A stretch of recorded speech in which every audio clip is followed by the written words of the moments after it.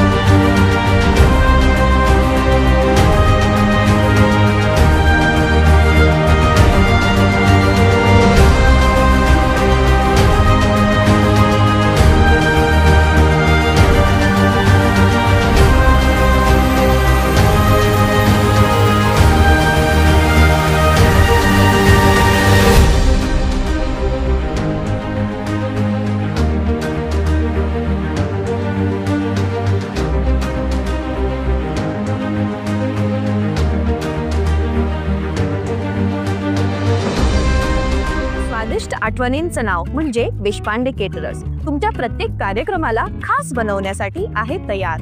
मग तो कार्यक्रम 50 लोकांचा असो किंवा 10,000 लोकांचा, पोट आणि दिल खुश ठेवणं ही आमची जबाबदारी।